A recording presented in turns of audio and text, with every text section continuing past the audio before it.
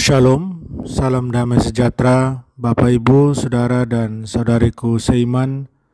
Semoga saya menjumpai Anda semuanya dalam keadaan yang sehat walafiat, tetap semangat, tetap tersenyum, dan tetap berpengharapan dalam Tuhan kita Yesus Kristus. Anda semuanya selalu dalam lindungan kasih Tuhan. Buat saudara dan saudariku yang sakit, dalam nama Tuhan Yesus, Anda sembuh. Senang berjumpa kembali dengan Anda dalam permenungan harian Sabda Tuhan, Embun Sabda di hari Sabtu 3 Juli 2021. Mari kita siapkan hati kita siapkan batin kita untuk mendengarkan firman Tuhan. Tuhan sertamu dan sertamu juga. Inilah Injil Yesus Kristus, karangan Santo Yohanes. Pada hari Minggu Paskah, ketika Yesus menampakkan diri kepada murid-muridnya, Thomas, seorang dari ke-12 murid, yang juga disebut Didimus, tidak ada bersama-sama mereka. Maka kata murid-murid yang lain itu kepadanya, "Kami telah melihat Tuhan." Tetapi Thomas berkata kepada mereka, "Sebelum aku melihat bekas paku pada tangannya, dan sebelum aku mencucukkan jariku ke dalam bekas paku itu, dan mencucukkan tanganku ke dalam lambungnya, aku sama sekali tidak akan percaya." 8 hari kemudian, murid-murid Yesus berada kembali dalam rumah itu, dan Thomas bersama-sama dengan mereka. Sementara pintu-pintu terkunci, Yesus datang. Ia berdiri di tengah-tengah mereka dan berkata, "Damai sejahtera bagimu." Kemudian ia berkata kepada Thomas, "Taruhlah jarimu di sini dan lihatlah tanganku. Ulurkanlah tanganmu dan cucukkan ke dalam lambungku. Dan jangan engkau tidak percaya lagi, melainkan percayalah."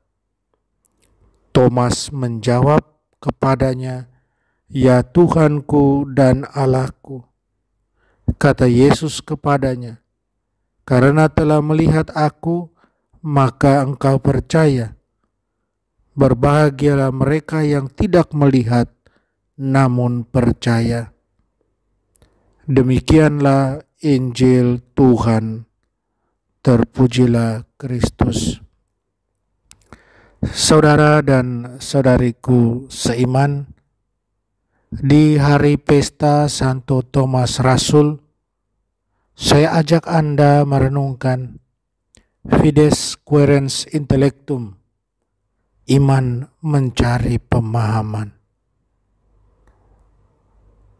Di hari pesta Santo Thomas hari ini, yang juga disebut Didimus, yang artinya kembar, Santo Thomas adalah seorang nelayan yang sederhana.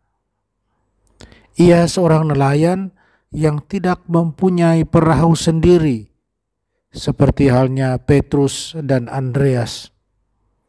Santo Thomas dalam hidupnya dia hampir serba kurang. Karena kondisi inilah yang membuat dia bersikap selalu hati-hati, pesimis, ragu-ragu, dan tidak lekas mempercayai sesuatu. Sikapnya ini terlihat jelas sekali dalam sikapnya terhadap berita kebangkitan Yesus. Dalam ayat 25 dikatakan tadi, "Sebelum aku melihat bekas paku pada tangannya, dan sebelum aku mencucukkan jariku ke dalam bekas paku itu, dan mencucukkan tanganku ke dalam lambungnya, sekali-kali aku tidak akan percaya. Saudara dan saudariku seiman, salahkah keraguan-raguan Thomas ini? Thomas memang dikenal sebagai murid yang suka mempertanyakan sesuatu kepada Yesus tentang apa yang menurutnya belum dia mengerti dan ketahui. Ia terus terang, polos, tidak malu-malu, dan tidak munafik menyatakan ketidaktahuannya. Dan justru sikap Thomas ini dihargai oleh Tuhan Yesus.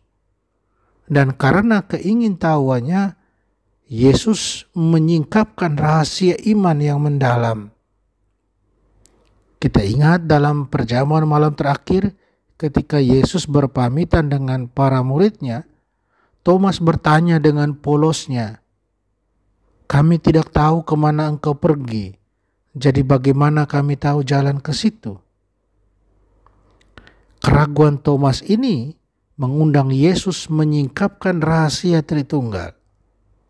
Akulah jalan, kebenaran, dan hidup. Tak seorang pun datang kepada Bapa kalau tidak melalui aku.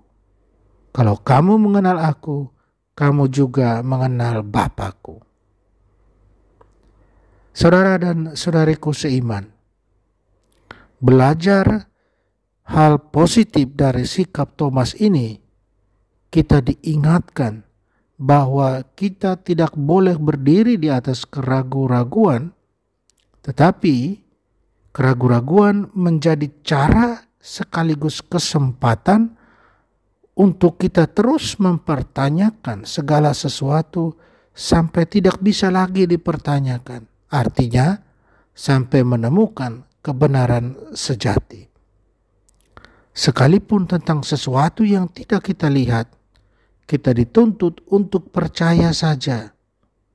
Tetapi proses menuju sikap iman seperti ini tetap harus bisa dimengerti secara rasional.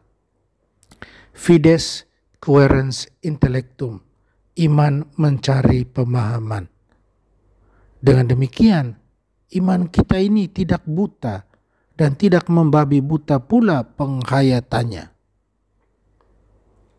Saudara dan saudariku seiman, bagaimana dengan Anda? Bagaimana dengan kita?